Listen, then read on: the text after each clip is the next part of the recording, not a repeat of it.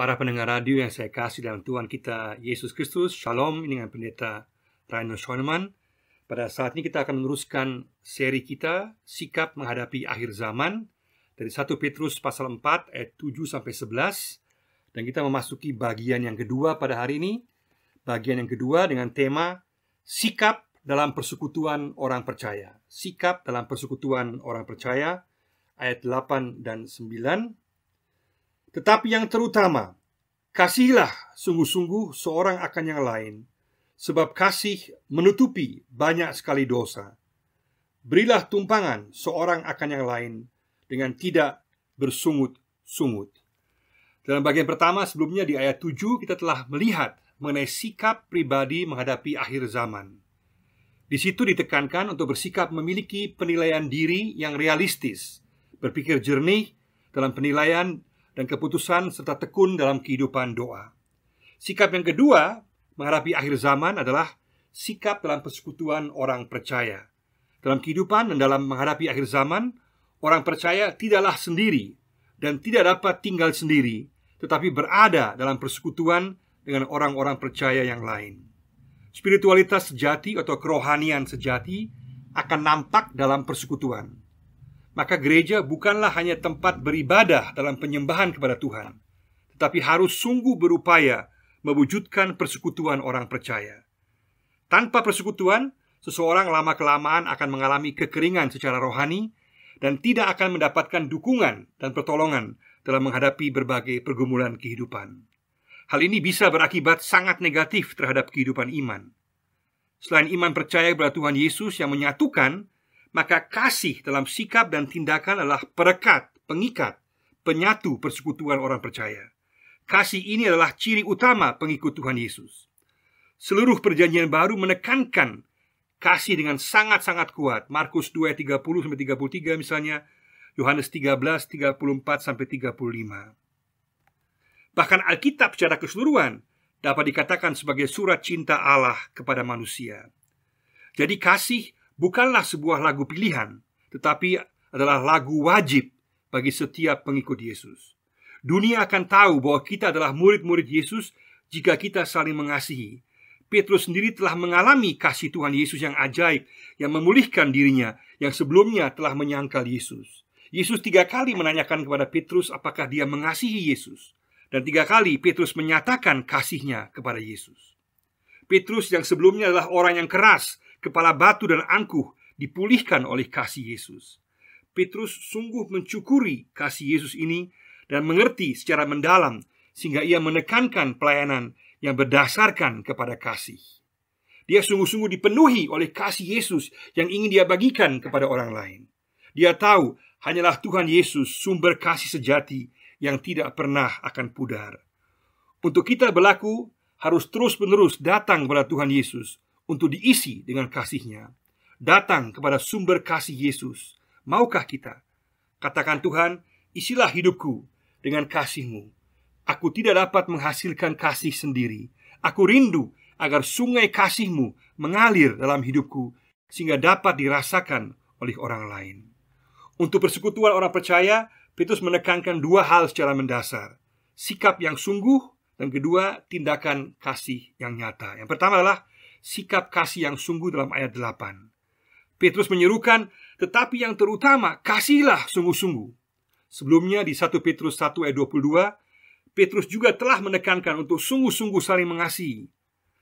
Terutama kasihilah di sini bukanlah berarti Petrus menempatkan kasih di atas doa, penguasaan diri, dan kejernihan berpikir. Bukanlah demikian. Karena semua hal itu adalah sama pentingnya. Juga bukan berarti bahwa kalau kita mengasihi maka semuanya beres. Bukanlah demikian. Maksud Petrus di sini adalah menekankan dan menggarisbawahi bahwa dalam uraian selanjutnya, kasih adalah amat sangat penting berkaitan dengan persekutuan dan pelayanan. Dalam perjanjian baru secara keseluruhan, kesatuan dan kepedulian terhadap sesama ditekankan berulang kali. Istilah aslinya dalam bahasa Yunani, ektenos, dengan sungguh-sungguh, artinya tetap tinggal dalam kasih, meskipun ada tantangan atau tegangan. Jadi bukan mengasihi kalau atau jika, tetapi mengasihi dan tetap mengasihi meskipun walaupun. Secara praktis ini berarti kasih harus dilatih, diusahakan, diperjuangkan, dan diwujud nyatakan secara sungguh. Dalam dunia olahraga, ini dapat dibandingkan dengan stamina atau daya tahan. Apabila kurang latihan, maka stamina dan kekuatan otot akan berkurang. Begitu pula kasih harus dilatih secara terus-menerus, sehingga tidak menurun, tidak pudar. Bagaimana sikap kasih dalam persekutuan dapat menjadi nyata? Dalam pola pikir kasih dan mengampuni sesama. Pertama, pola pikir kasih atau mindset kasih. Pola pikir mindset kasih. Untuk dapat mengasihi, perlu ada pembaharuan dalam mindset, dalam pola pikir kita. Dari sisi kehendak, harus ada keputusan untuk mau mengasihi orang lain. Ini hal mendasar. Harus ada kesediaan dan kemauan. Seseorang yang tidak mau mengasihi sesamanya belum pernah mengalami kasih Yesus dalam hidupnya. Harus ada keputusan mau mengasihi. Dari sisi pandangan, mau memandang orang lain sebagaimana Yesus, terlepas dari latar belakang suku, ras, dan golongan. Belajar dari pandangan Yesus yang penuh kasih, belas kasihan, menghargai setiap orang, dan tidak membeda-bedakan orang. Dari sisi hati, mensyukuri orang yang Tuhan berikan dalam persekutuan. Melatih sikap bersyukur bahwa Tuhan telah mengasihi, mengampuni, dan menerima kita, sehingga kita dapat menerima orang lain. Dari sisi kepentingan, berarti mementingkan orang di atas benda atau uang. Mindset atau pola pikir, sikap kasih dalam kehendak, pandangan, hati yang menerima dan mementingkan orang, semua ini harus terus-menerus dilatih dan dikembangkan. Di sini Petrus terutama berbicara mengenai sikap kasih dalam persekutuan orang percaya. Tetapi ini jelas juga berlaku dan berdampak kepada orang lain. Recharging kasih Yesus ini, pengisian ulang kasih Yesus ini secara terus-menerus harus kita lakukan agar kita disegarkan dan dimampukan oleh kasih Yesus untuk mengasihi sesama kita. Yang kedua, sikap mengampuni orang lain. Sikap kasih menjadi praktis dan nyata dengan mengampuni orang lain. Petrus menegaskan kasih menutupi banyak sekali dosa. Dalam bahasa asli lebih tegas lagi, segala dosa. Maksudnya segala jenis dosa dalam hubungan persekutuan satu dengan yang lain. Jadi di sini bukanlah dimaksudkan dosa pribadi, karena dosa pribadi kita telah dihapus oleh pengorbanan Kristus di kayu salib. Maksudnya, apabila kasih menguasai kehidupan persekutuan, maka banyak kesalahan kecil, bahkan yang lebih besar dan segala jenis, tidak akan dipersoalkan lagi, tetapi akan dimaafkan, akan diampuni. Namun apabila kasih menjadi pudar dan melemah, maka setiap ucapan dapat disalah mengerti.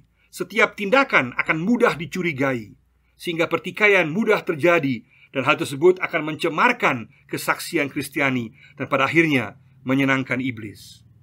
Selain itu juga persekutuan kasih ini juga sangat penting dalam menghadapi akhir zaman, menghadapi penganiayaan orang percaya yang dapat terjadi. Tanpa sikap kasih secara mendasar yang terus-menerus diisi oleh kasih Yesus, tidak mungkin kita dapat sungguh mengampuni orang lain. Dalam bagian ini Petrus merujuk kepada Amsal 10 ayat 12 yang bunyinya, kebencian menimbulkan pertengkaran, tetapi kasih menutupi segala pelanggaran.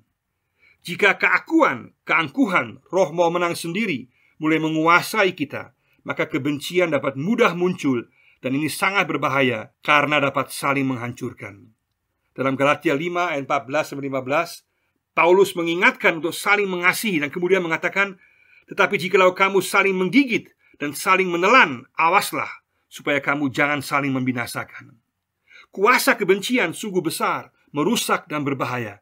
Itu sebabnya kita harus terus-menerus disadarkan dan diisi oleh kasih Yesus.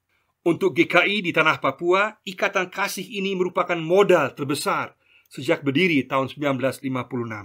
Tanpa ikatan kasih ini tidak mungkin GKI tanah Papua yang memiliki anggota lebih dari 700.000 orang dan lebih dari 100 suku dapat tetap bersatu, bersekutu dan melayani.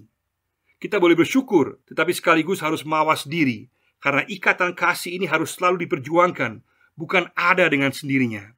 Dan hal ini hanya bisa terjadi dalam pola pikir kasih yang mengampuni. Ini juga berlaku untuk semua gereja yang lain. Persekutuan harus selalu tetap dipelihara dan dipupuk. Semua akar-akar rumput, alang-alang perusak harus disingkirkan sejak dini supaya tidak merusak kebersamaan. Ini berarti sikap menghargai yang lain harus sungguh diwujudkan. Juga menghilangkan pemikiran sukuisme, baik yang terbuka maupun terselubung. Secara praktis selalu berkomunikasi dengan baik untuk menghilangkan kecurigaan dan prasangka. Kalau ini terjadi, maka GKI Tanah Papua tetap akan jadi berkat bagi banyak orang. Semua gereja lain akan jadi berkat bagi orang lain. Namun, apabila dalam persekutuan jemaat dan gereja muncul keangkuhan, ambisi, kekuasaan, kepicikan, pola pikir, fitnahan, dan kelicikan, maka itu akan sangat merugikan kesaksian jemaat dan gereja di tengah dunia. Perlu kita perhatikan bahwa GKI Tanah Papua saat ini adalah gereja terbesar di Tanah Papua yang masih bersatu dan seringkali berada dalam ancaman persatuannya dirusak. Saat ini, gereja-gereja di Tanah Papua sedang menuju menjadi gereja minoritas. Pertanyaannya adalah, apakah kita menjadi gereja-gereja yang berkualitas? Kalau benar demikian berkualitas, kita tidak perlu khawatir, dan malahan kita akan menjadi berkat dan menjangkau orang lain. Atau kita menjadi minoritas yang kurang jelas, atau KJ dalam bahasa Papua. Kurang jelas, KJ. Kalau KJ, maka kesaksian kita dalam hidup dan pelayanan akan lemah. Gereja-gereja kita harus menekankan persekutuan dan pelayanan kasih yang nyata. Maka kita akan berkualitas dan tidak perlu khawatir akan apapun juga. Dalam sejarah misi dan gereja juga terbukti bahwa minoritas yang berkualitas selalu bersifat merubah lingkungan secara lokal dan juga global. Apakah persekutuan pelayanan gereja kita K kualitas atau KJ kurang jelas? Sejauh mana kita pribadi memiliki sikap pola pikir kasih yang mengampuni dalam kehendak mau mengasihi, dalam pandangan mau melihat orang dengan cara pandang Yesus, dengan hati yang bersyukur untuk teman seiman yang Tuhan berikan, dan dengan mementingkan orang di atas benda dan uang. Sejauh mana kita adalah agen-agen pemersatu, pemadam-pemadam kebakaran gosip dan perseteruan. Sejauh mana kita saling menghargai, memupuk kebersamaan dan komunikasi yang baik untuk menghilangkan pemikiran kesukuan dan golongan. Katakan Tuhan Yesus, isilah aku dengan pola pikir kasih-Mu yang mengampuni. Ubahlah sikap pola pikiranku, agar dalam sikap kasih yang nyata, aku menjadi berkat bagi orang lain. Bagian yang kedua adalah tindakan kasih yang nyata. Tindakan kasih yang nyata ayat 9. Sikap pola pikir kasih yang mengampuni juga harus menjadi nyata dalam tindakan kasih secara praktis. Di sini Petrus memberikan sebuah contoh yang nyata, yaitu memberikan tumpangan. Di masa itu ada banyak orang Kristen dan penginjil yang berpergian untuk memberitakan Injil. Dan ada juga yang harus melarikan diri karena terancam untuk ditangkap dan dihukum sebagai orang Kristen. Dalam situasi ini Petrus menegaskan bahwa persekutuan bukanlah hanya dalam ibadah, tetapi juga harus menjadi nyata dalam menolong mereka yang membutuhkan tumpangan. Inilah sikap kasih yang menjadi nyata. Menolong ini haruslah dilakukan dengan sukacita dan kerelaan tanpa menuntut balas budi. Itulah kasih sejati. Tetapi lebih daripada itu, tidaklah boleh dilakukan dengan bersungut-sungut, mengeluh atau menggerutu. Artinya jangan di luarnya tersenyum, tetapi dalam hati bersungut-sungut, atau setelah saudara seiman yang dibantu itu pergi, kemudian mengomel. Sikap bersungut-sungut ini menghilangkan rasa syukur dan sukacita, memperlemah iman percaya, dan dapat bermuara kepada pemberontakan kepada Allah. Dalam Keluaran 16 ayat 7-9 dikatakan dengan jelas bahwa sungutan bangsa Israel kepada Musa sebenarnya adalah sungutan kepada Allah sendiri, pemberontakan kepada Allah. Setiap sungutan pada akhirnya adalah sungutan kepada Allah. Petrus mengingatkan orang percaya untuk serius melawan roh sungut, gerutu, dan keluh kesah. Jangan sampai roh sungut menguasai pola pikir dan tindakan kita. Kasih bukan hanya sekedar teori, tetapi menjadi tindakan kebaikan yang nyata dalam pengorbanan secara sukarela.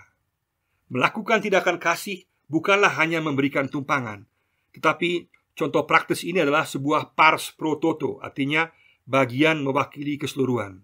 Artinya sebuah contoh tindakan kasih yang mewakili segala jenis pelayanan sosial diakonia bagi mereka yang membutuhkan pertolongan. Pelayanan diakonia ditekankan dalam Kisah Para Rasul 6, tapi juga dalam Perjanjian Baru secara keseluruhan ditekankan pentingnya pelayanan sosial diakonia. Bahkan dalam Yakobus 1 ayat 27 dikatakan bahwa ibadah yang sejati adalah melayani janda dan yatim piatu yang merupakan kelompok yang terlemah dan miskin dalam masyarakat pada waktu itu. Mereka mewakili semua orang yang membutuhkan pertolongan. Pelayanan sosial diakonia adalah bagian yang sangat penting dalam pelayanan Kristiani dan gereja. Tidaklah boleh dikesampingkan atau dibuat asal saja, tetapi harus menjadi bagian inti pelayanan gereja. Kalau ini tidak diperhatikan, maka kesaksian kasih Kristiani dan dampak pelayanan bukan saja lemah, tetapi juga tidak sesuai dengan firman Tuhan. Sangat-sangat penting bahwa pelayanan sosial diakonia terhadap mereka yang membutuhkan pertolongan sungguh serius kembali ditekankan dalam pelayanan jemaat dan gereja. Kita semua perlu bertobat dan mengembalikan pelayanan sosial diakonia kepada tempatnya yang semestinya, yaitu bersama-sama dengan ibadah, pastoral, dan pengajaran. Percuma kalau ibadah dan penyembahan hebat, gedung gereja hebat, bahkan persembahan banyak, kalau pelayanan sosial diakonianya miris, terlantar, bagaikan seorang anak tiri dalam gereja. Pada saat krisis, bencana alam, wabah penyakit, dan lain-lain, akan nampak sejauh mana gereja serius dalam pelayanan sosial diakonia. Jika jemaat serius, maka dalam masa krisis, karena sungguh fokus, maka orang-orang yang berkekurangan dan membutuhkan pertolongan dalam jemaat dapat ditolong. Dan bahkan orang-orang lain dalam lingkungan mereka juga akan ditolong. Hal ini akan sungguh menjadi kesaksian kepedulian kasih dan berkat yang luar biasa. Dalam sejarah pelayanan misi terbukti terus-menerus bahwa pelayanan sosial diakonia sebagai partner dari penginjilan menjadi bukti kasih Allah dalam perkataan dan tindakan. Pelayanan dilakukan kepada kebutuhan manusia seutuhnya. Jika ini dilakukan, ada janji penyertaan dan berkat Allah. Kalau dalam Perjanjian Lama, sistem bantuan kepada orang miskin diatur oleh hukum Taurat. Hukum Taurat dengan tegas menuntut pertolongan bagi orang miskin. Dalam Perjanjian Baru diberikan tugas khusus kepada para diaken untuk pelayanan sosial diakonia. Misalnya dalam Kisah Para Rasul 6 dan juga 1 Timotius 3 ayat 8-13. Penggunaan uang atau bantuan persembahan dalam Perjanjian Baru malahan porsinya besar sekali untuk sosial diakonia. Itu juga merupakan satu alasan kemajuan pertumbuhan gereja yang luar biasa pesat. Persembahan atau bantuan sosial diakonia diberikan hanya untuk mereka yang membutuhkannya, sesuai Matius 25 ayat 40. Orang yang berkecukupan tidak perlu bantuan sosial diakonia, tetapi mereka diberi pendampingan secara pastoral. Jenis pelayanan sosial diakonia adalah luas dan mencakup bantuan dan pemberdayaan. Titik berat dan pola-pola pelayanan haruslah ditentukan setelah melihat situasi dan kondisi jemaat. Untuk itu perlu memilih orang-orang yang tepat, yang mempunyai hati dan karunia untuk pelayanan sosial diakonia. Diperlukan kepekaan untuk membaca keadaan dan kebutuhan warga jemaat. Perlu melihat peluang-peluang jenis pelayanan, misalnya dalam menolong orang miskin, pembinaan usaha kecil, kesehatan, pendidikan bagi anak-anak, remaja dan pemuda, pendampingan secara hukum, membantu mencari pekerjaan, memperbaiki rumah-rumah warga yang berkekurangan. Jemaat perlu sungguh tahu siapa yang sungguh dan paling membutuhkan bantuan dalam jemaat. Pemahaman pelayanan sosial diakonia perlu diberikan terus-menerus. Penggunaan uang juga harus dilaporkan secara transparan dan bertanggung jawab, sehingga orang akan semakin tergerak untuk memberi. Bantuannya bisa bersifat karitatif, menolong bagi mereka yang lemah, yang tua, yang sakit, dan tidak berdaya. Tetapi bagi mereka yang mampu bekerja, bantuannya haruslah bersifat transformatif, artinya membantu orang agar dapat menjadi mandiri. Ini dapat dilakukan lewat pemberdayaan dan pendampingan seperti usaha kecil. Untuk pelayanan sosial diakonia dibutuhkan hikmat dari Allah untuk menganalisa keadaan jemaat secara tepat dan menentukan program-program utama. Perlu juga mengembangkan jenis-jenis pelayanan secara inovatif sesuai kebutuhan. Semua pelayanan ini haruslah dilakukan dengan sukacita, tanpa bersungut-sungut, dan dalam roh belas kasihan. Tuhan akan menjadikan kita berkat bagi orang lain. Kasih dalam persekutuan orang percaya harus menjadi nyata dalam sikap pola pikir yang mengampuni dan tindakan pertolongan praktis yang menyentuh. Katakan pada Tuhan Yesus, aku mau memiliki sikap pola pikir kasih yang mengampuni. Aku mau terlibat dalam pelayanan pertolongan kasih yang nyata dengan persembahan dan terlibat dalam pelayanan. Kiranya Tuhan Yesus menjadikan kita orang-orang Kristen yang sungguh mengasihi dan bertindak secara nyata. Kiranya Tuhan Yesus memberkati kita semua. Amin.